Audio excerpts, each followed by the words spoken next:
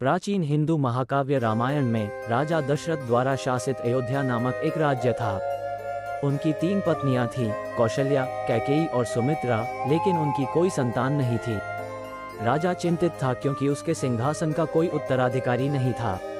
मेरे सिंहासन का कोई उत्तराधिकारी नहीं है। मुझे इस समस्या को हल करने का एक तरीका खोजना होगा। इस समस्या के समाधान के लिए राजा दशरथ ने देवताओं को प्रसन्न करने के लिए यज्ञ करने का निर्णय लिया। हे देवताओं, हमें बच्चों का आशीर्वाद दे ताकि हमारे राज्य को एक योग्य उत्तराधिकारी मिल सके। मेरे राजा, एक भव्य यज्ञ करो। देवता निश्चित रूप से प्रसन्न होंगे और तुम्हें संतान का वरदान देंगे।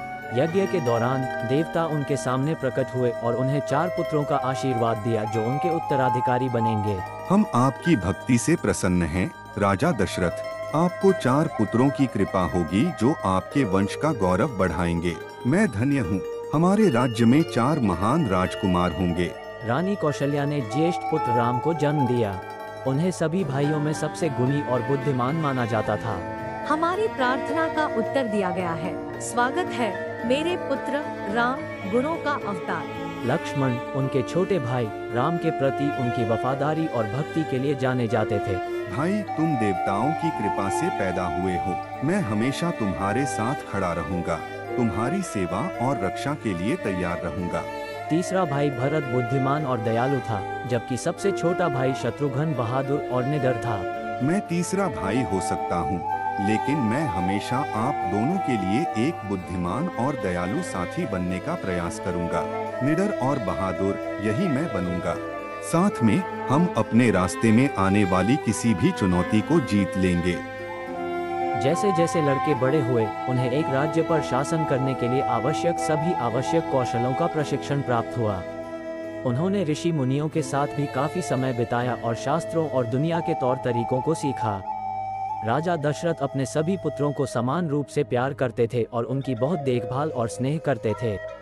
उन्होंने उन्हें तीरंदाजी, तलवारबाजी, घुड़सवारी और अन्य मार्शल आर्ट में प्रशिक्षित किया। उन्होंने उन्हें धार्मिकता, सच्चाई और करुणा का महत्व भी सिखाया। याद रखो मेरे पुत्रों, धार्मिकता का मार्ग एक न्यायपूर्ण और समृद्ध राज्य का नेतृत्व करने का मार्ग है। अपने सभी कार्यों में सत्य, करुणा और धार्मिकता को बनाए रखो। पिताजी, आपकी शिक्षाएं हमेशा मेरा मार्गदर्शन करेंगी। मैं एक न्यायप्रिय शासक बनने का प्रयास करूंगा और अपनी पूरी शक्ति से हमारे राज्य की रक्षा करूंगा। हम खून और प्यार से एकजुट हैं। साथ में हम किसी भी बाधा का सामना करेंगे और अयोध्या में समृद्धि लाएंगे। चारों भाई एक साथ बड़े हुए और अविभाज्य थे। उन्होंने एक साथ खेला, अध्ययन किया और प्रशिक्षण लिया। उन्होंने प्यार और स्नेह का एक मजबूत बंधन साझा किया। अयोध्या के लोग भी उन्हें बहुत प्यार करते थे और उन्हें अपने भावी शासकों के रूप में देखते थे। और वह राम, लक्ष्मण, भरत और शत्रुघ्न के जन्म की कहानी है।